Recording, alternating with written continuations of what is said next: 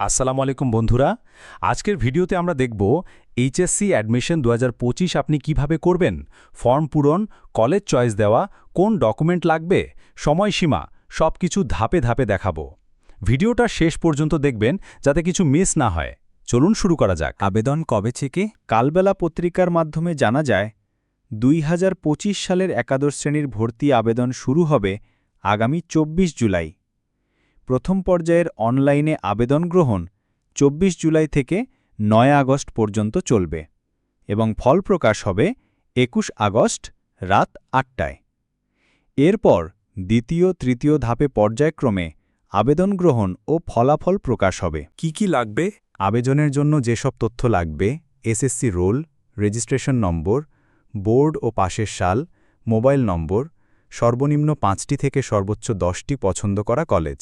অনলাইনে আবেদন করবেন যেভাবে আপনার হাতে থাকা মোবাইলের যে কোনো ব্রাউজার থেকে xcclassadmission.gov.bd ওয়েবসাইটে ঢুকে অ্যাপ্লাই নাওতে ক্লিক করুন। তারপর আপনার এসএসসি তথ্য দিয়ে লগইন করে পছন্দের কলেজের EIN নম্বর দিয়ে চয়েস দিন। প্রতিটি চয়েস দেওয়ার পর সাবমিট করতে ভুলবেন না। সবশেষে টোকেন ফি ২২০ টাকা মোবাইল ব্যাংকিংয়ের মাধ্যমে পরিশোধ করুন। পরবর্তীতে এ ব্যাপারে বিস্তারিত ভিডিও দেওয়া হবে। কলেজ চয়েস দেওয়ার নিয়ম।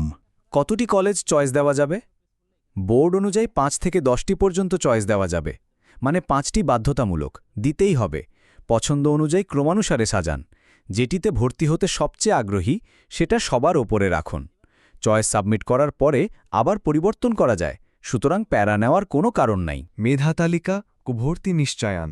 আবেদন শেষে প্রথম পর্যায়ের মেধা তালিকা প্রকাশ পাবে ২১ আগস্ট রাত ৮টায়। আপনার চয়েস অনুযায়ী আপনি কোথায় সুযোগ পেয়েছেন তা SMS এবং ওয়েবসাইটে জানানো হবে। যাদের প্রথম পর্যায়ে কলেজ আসবে তাদের অবশ্যই ভর্তি নিশ্চয়ন করতে নির্দিষ্ট সময়ের মধ্যে অনলাইনে কনফার্ম করতে হবে।